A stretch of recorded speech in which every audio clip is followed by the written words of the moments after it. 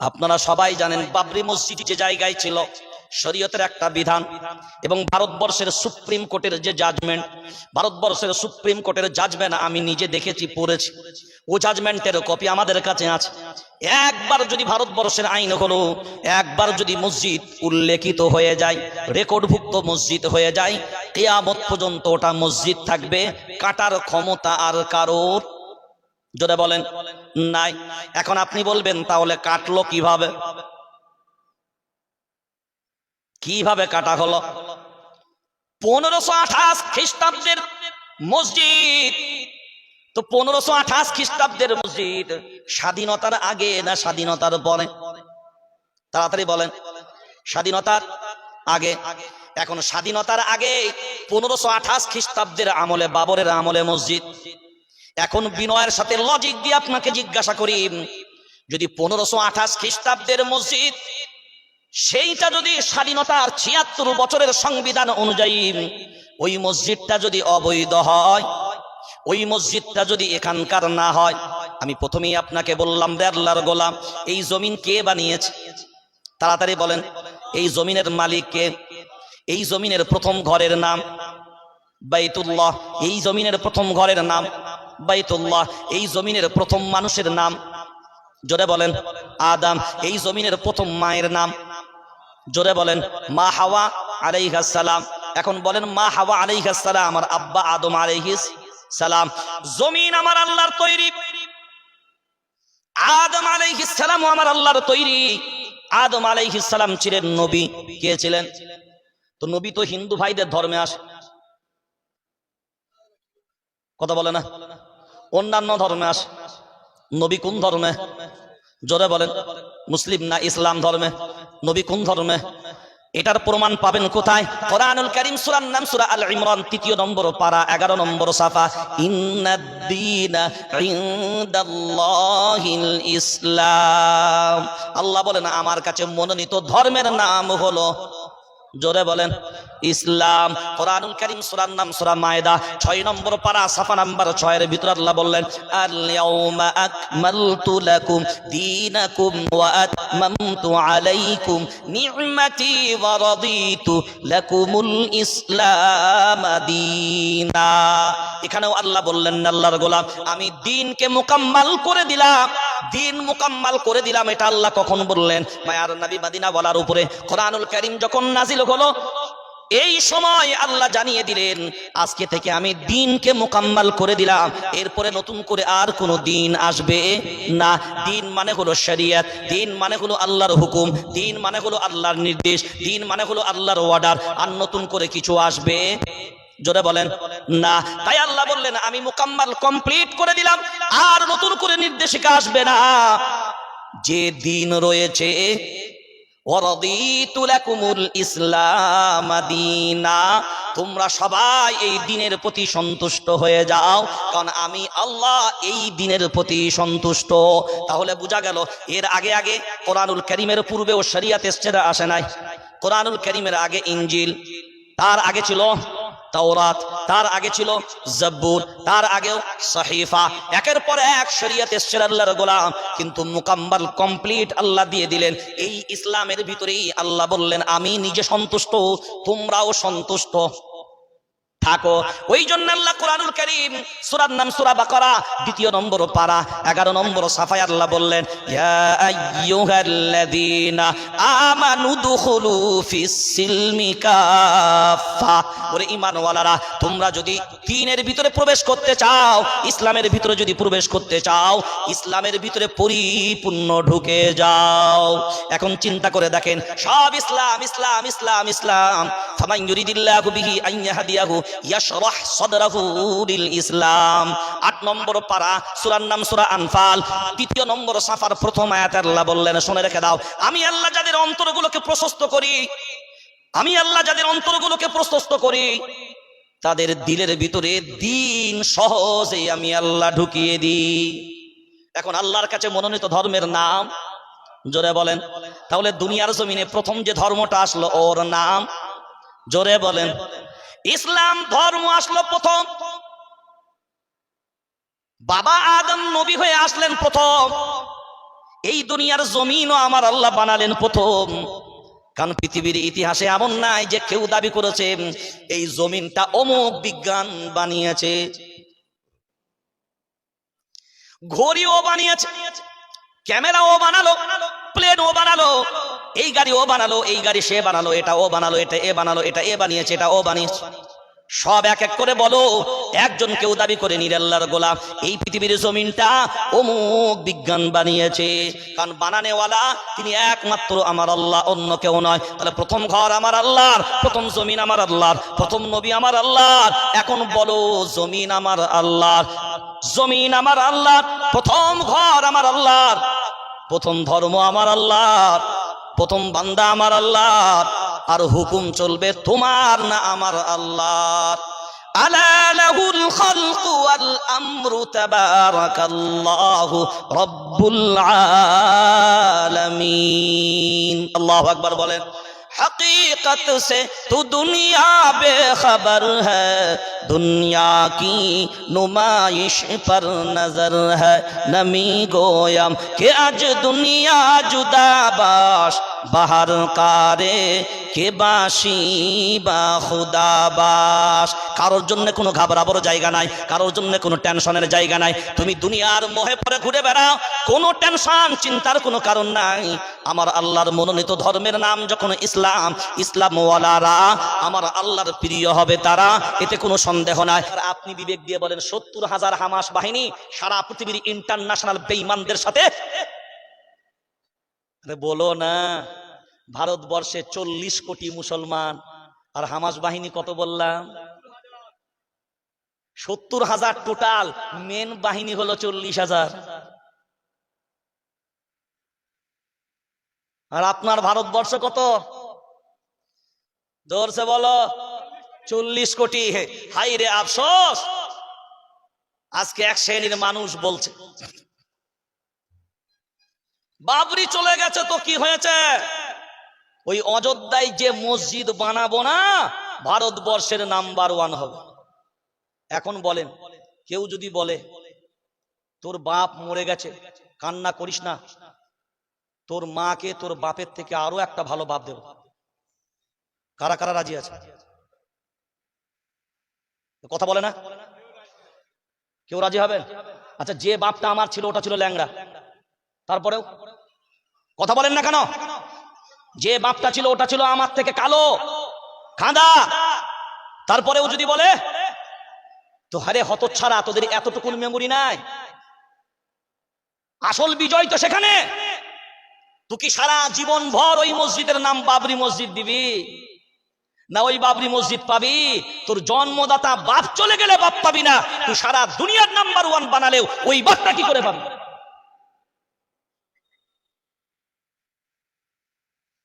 এখন বলেন ওই 5 একর জায়গা নিল কারা? কথা বলেন না কেন? বাস্তবকে এড়িয়ে দুনিয়া চলবে না। আমাদেরই জাত ভাই, আমাদেরই, কথা বলেন না কেন? আমাদেরই জাত ভাই। যদি ওই জায়গাটা না নিত তাহলে ভারতবর্ষের মুসলমানদের মান সম্মানটা অনেকটা উঁচুতে থাকত। আমরা ভিক্ষা নয়, এই ভারতবর্ষের জমিন আমার বাপ এসছে প্রথম, এই জমিন আমার রবের। আলা লাহুল খালকু ওয়াল আমর, সৃষ্টি যার, আইন চলবে, আইন চলবে তার। আর আমার স্রষ্টার সৃষ্টির মাটির উপরে আমার রবের ঘর থাকবে না, অন্যের ঘর থাকবে, তাই না? সারা জীবন তোমাকে কলঙ্কিত অধ্যায় রাখতে হবে, কারণ মুসলমান সারা জীবন বলবে আমার বাপের জায়গাতে তুমি বানিয়েছো। কথা বলে না? সরকার আজ আছে, কালকে অন্য সরকার আসার পরে যদি আবার বিবাদ শুরু হয় তাহলে সারা জিন্দেগি এ ভারতবর্ষের জমিনে একটা লেফড়া লাগানোর ব্যবস্থা তৈরি হয়ে গেল। বুঝতে পারেন নাই? এ দেশের মানুষ শান্তিতে আর বাস করতে পারবে না, কারণ সারা পৃথিবীর সব থেকে কুচক্র যারা, তারা জানে যদি কোনো জাতিকে শেষ করতে হয়, কোনো দেশকে শেষ করতে হয় তো গৃহযুদ্ধ লাগিয়ে দাও। কি লাগিয়ে দাও? এই বর্তমান সময়ে এগুলোকে অনুভব করবেন, কারণ গৃহযুদ্ধ না লাগালে জব্দ করা যাবে যাবে না। ওই জন্য বড় বড় ডাকাতি যখন হয় না, তখন আশেপাশের লোকের যদি হাত না থাকে বড় ডাকাতি করা সম্ভব হবে। কারণ খবরাখবর সবকিছু প্ল্যান সবকিছু দেবে কে? ঘরের ভিতরে লোক হতে হবে। আমি খুব ব্যথা নিয়ে কথাটা বলছি। আপনারা দেখবেন সোশ্যাল মিডিয়ায়, ইন্টারনেটের যুগে বহু টিভি মিডিয়া পর্যন্ত দিয়েছে। আজ এক শ্রেণীর মানুষ বুক ফুলিয়ে মিডিয়ার সামনে বলছে, এ ভারতবর্ষে কেউই মুসলমান নয় আমরা ছাড়া। কি বললাম? কথা বলেন। কেউই মুসলমান নয়, শুধুমাত্র মুসলমান কারা? শুধু বলছে মুসলমান আমরা। যিনি বলছেন তিনি একটা মাজারের উপরে দাঁড়িয়ে আছেন। কার উপরে? আরে আপনি মাজার মানেন আর করে আলাদা জায়গা, কিন্তু আপনি যদি ওখান থেকে দাঁড়িয়ে বলেন যে আমরাই হলাম মুসলমান আর বাকিরা কেউ, কথা বলেন, মুসলমান না। চিন্তা করেন বাইরের লোকেদের কাছে খবরটা কি যাচ্ছে? শত্রু কোথায়? শত্রু কোথায়?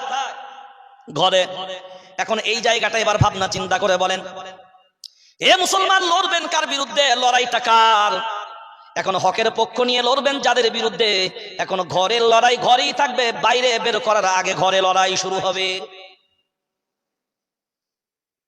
কারণ কালিমার দাওয়াত তুমি বাইরে তো পরে দিবে আল্লাহর গোলাম, তোমার ঘরের ভিতরে দেখো আগে কালিমা ওয়ালা তোমার ঘরের ভিতরে আছে কিনা।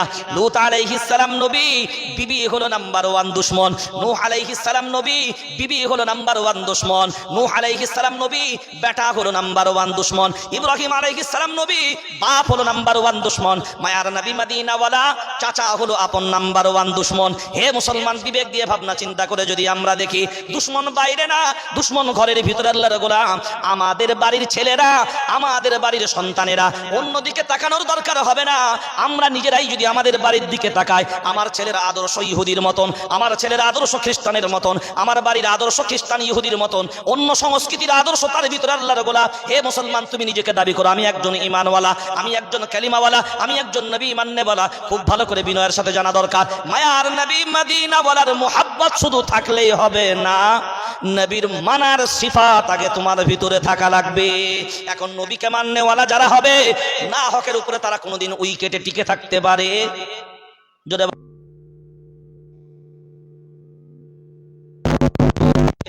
তারা আর না হকের উপরে থাকবে যারা, হাজার হাজার কাতারে কাতারে যদি দাঁড় করিয়ে দাও তারপরেও কোনো বরকত নাই, তারপরেও কোনো আয় হবে না। ওই জন্য আল্লাহ কোরআনুল কারীম, সূরার নাম সূরা আনফাল 10 নম্বর পারা 2 নম্বর সাফার ভিতরে আল্লাহ ক্লিয়ার করে দিলেন, ওয়ালা তানাযাউ ফাতাফশালু ওয়া তাযহাবা রিহুকুম ওয়াসবিরু। ওরে আল্লাহর গোলাম, আল্লাহ বলেন তোমরা নিজেদের ভিতরে তোমরা বিচ্ছিন্ন হবে না।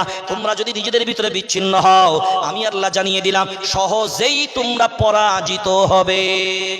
এ মুসলমান, কাউকে তাকানোর দরকার নাই। তুমি একবার তোমার পিছনটার দিকে তাকাও, তোমার অতীতের দিকে একবার তাকিয়ে তোমার পূর্বের দিকে তাকিয়ে দেখো।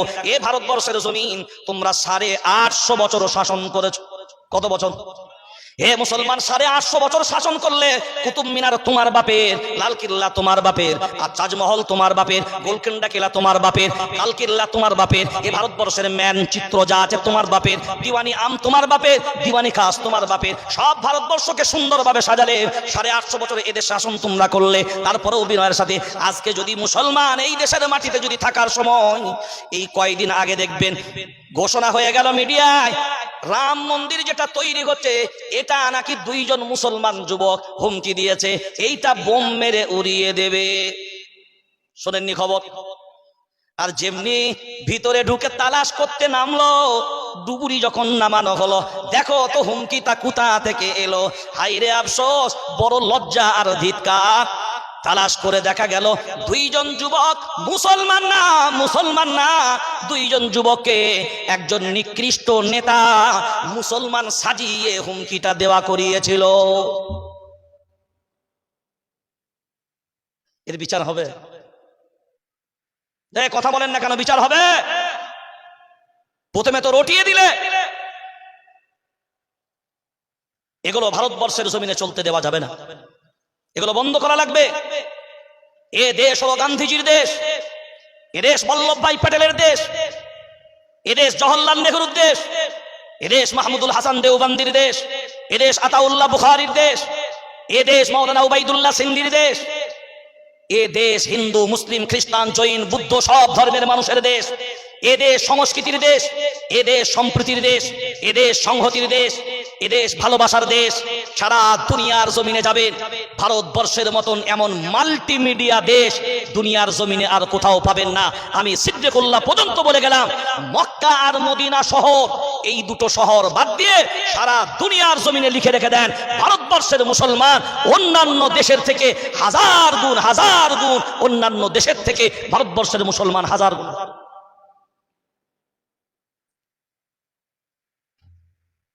হ্যাঁ, আমরা যদি একটা জায়গা ঠিক করতে পারি, কাদা ছোড়াছুরি বন্ধ করতে হবে। কি বললাম?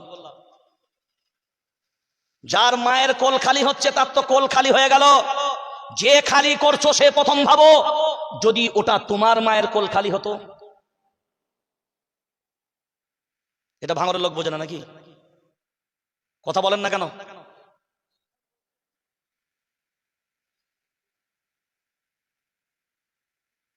লিখে রেখে দেন, আইবি ডিআইবি গোয়েন্দা বিভাগ তাদেরও জানা দরকার, প্রশাসনিক বন্ধুদেরও জানা দরকার। সূরাটার নাম সূরায়ে মায়েদা। আর মুসলমান কোন ধর্মের দুশমন নয়। ইসলাম কখনো শেখায় না কোন ধর্মের বিরোধিতা করার জন্য। ওয়ালা তাসুব্বুল্লাযীনা ইয়াদউনা মিন দুনিল্লাহ ফায়াসুব্বুল্লাহা আদুওয়ান বিগাইরি ইলম। আল্লাহর কোরআন জানিয়েছে, আল্লাহর গোলাম অন্যান্য ধর্মের দেব দেবীদেরকে, তারা যাদেরকে পূজা করে তাদেরকে তোমরা কটু বাক্য বলবে না, তাদেরকে তোমরা গালি দেবে। কার কথা? আরে যে যাকে পূজা করে ঠিক কথা, কিন্তু তোমরা ঈমানওয়ালারা গালি দেবে, কটু বাক্য বলবে না। নিষেধটা কে করেছেন?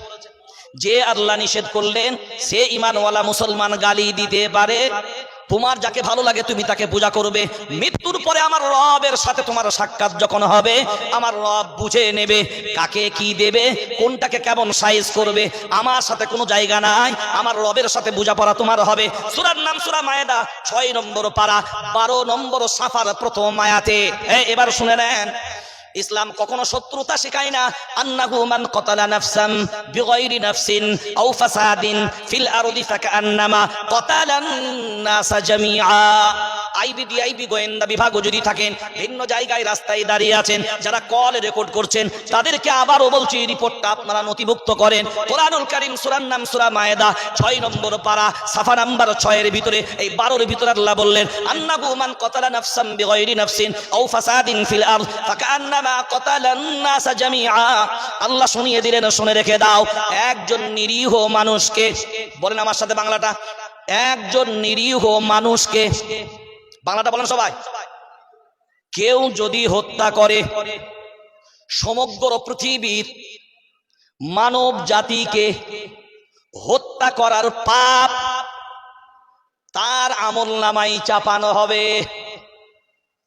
একজন মানুষকে যদি কেউ হত্যা করে, সমগ্র পৃথিবীর মানব মণ্ডলীকে হত্যা করার পাপ তার আমলনামায় হবে। হে আইবি ডিআইবি গোয়েন্দা বিভাগ, হে প্রশাসনিক বন্ধু, সব সরকার বাহাদুর সবারই জানা দরকার, ইসলাম কোনোদিন হত্যার পক্ষে নয়। তাহলে তোমরা কি করে বলো ইসলামই হলো সন্ত্রাসের জন্মদাতা, ইসলামই হলো জঙ্গিবাদী? না না, জঙ্গির সাথে ইসলামের কোনো সম্পর্ক নাই, সন্ত্রাসের সাথে ইসলামের কোনো সম্পর্ক নাই।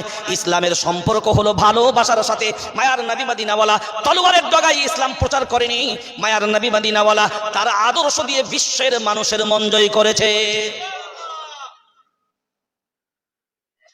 তাহলে আল্লাহ বলছেন একজন নিরীহ মানুষকে হত্যাকারী, সারা পৃথিবীর মানব মণ্ডলীকে হত্যাকারী।